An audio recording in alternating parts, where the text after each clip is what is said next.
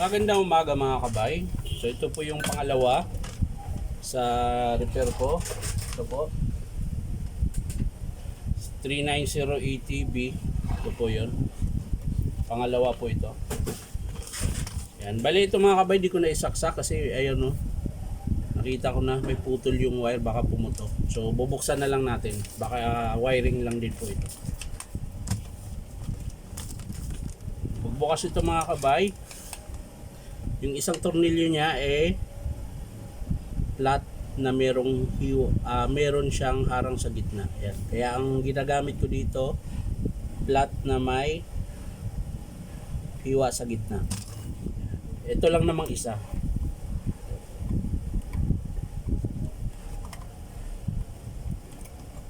Yan. Ito po kasi screw niya. Oh. Tingnan nyo po yung screw niya. Ayan. Flat screw siya mga kabay, pero meron siyang harang sa gitna. Ayan. Ayan o, meron siyang harang sa gitna. Ayan. So kailangan nyo yan na ganitong flat screw. Meron kayong flat screw dyan na manipis, hatiin nyo lang sa gitna. Ayan, pwede nyo nang buksan. Pero yung 1, 2, 3, 4, 5, 5 na screw nyo mga kabay, Phillips screw na siya na maliit.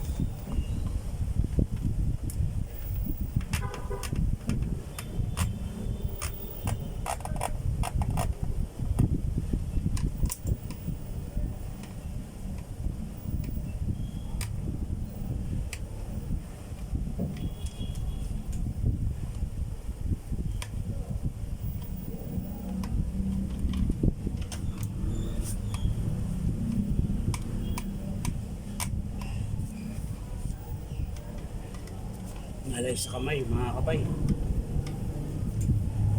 Wala kasi akong wala akong maliit na pambukas.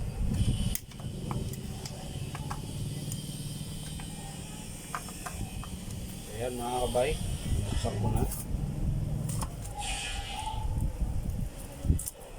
Ayan, tataktak lang natin.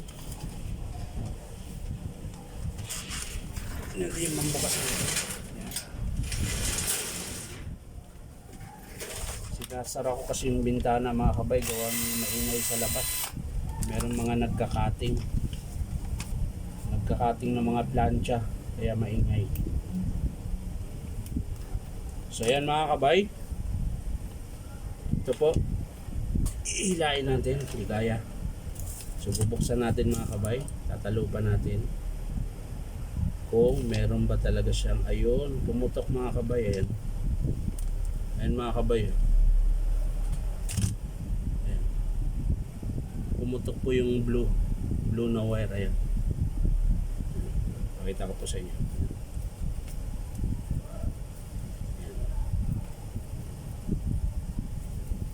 Ayan, pumutok po siya mga kabay. Ito po yung blue. Ayan, blue na wire. Ayan, pumutok. So, subukan natin mga kabay, putulin. Kakabit natin ulit.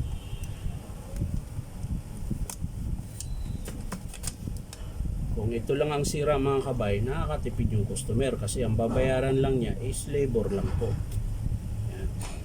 Kung walang problema yung PCB board niya, tsaka motor, tsaka element, yung switch, okay pa naman.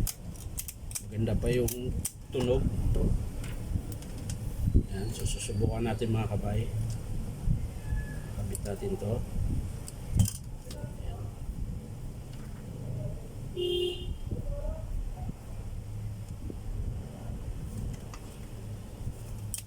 Kakabit na natin mga kabay.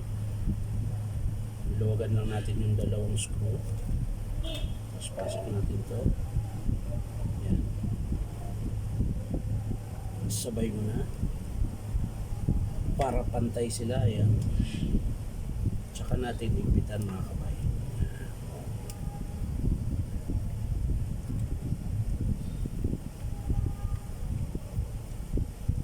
Yan. So yan na mga kabay. Babalik natin yung cord clamp niya mga kabay. Ito.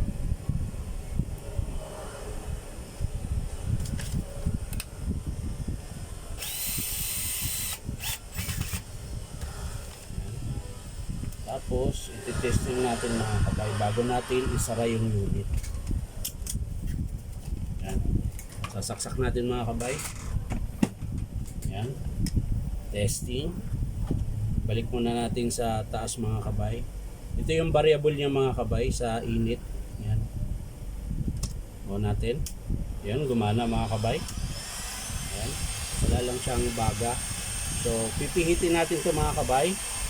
Tingnan natin kung magkakaroon siya ng baga. Kung magbabaga siya. Yun mga kabay. Kita nyo po, pula na po yan. Ayan, mainit na po yan.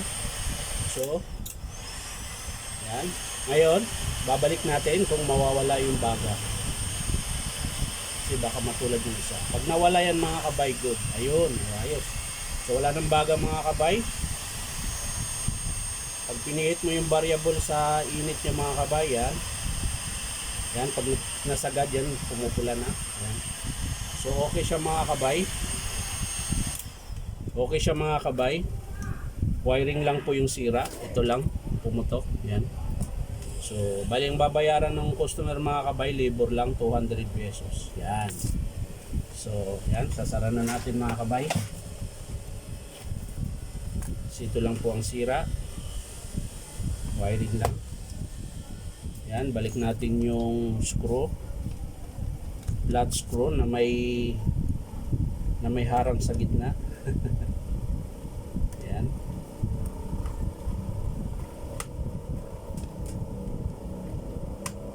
So madali lang mga kabay kung wiring lang kasi dugtong mo lang siya uli.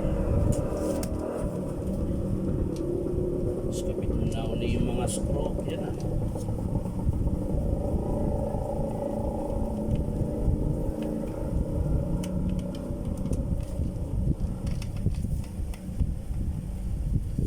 So mga kabay, sana po mabisita nyo po yung YouTube channel ko po.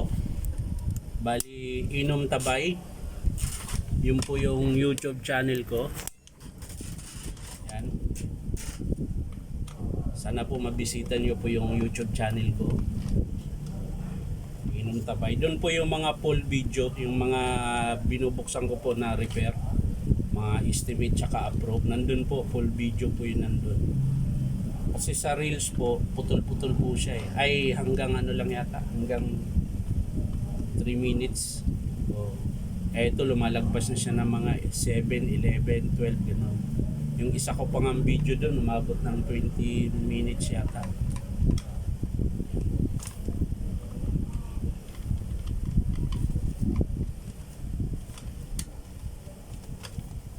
So, ayan mga kabay, okay na. Sasara na natin, saksak natin uli kung gumagana. Ayan. Adjust natin yung variable speed. Variable sa init pala, hindi speed. Ayan, ayan po. Nagbabaga po siya mga kabay. Balik natin mga kabay. Ayan, wala na po siyang baga. So, okay siya mga kabay. So yan lang mga kabay, maraming salamat sa panonood at palike and share na rin po. Ayan, wiring lang po ang sira ng heat gun na liter B. Yan. Maraming salamat, bye bye.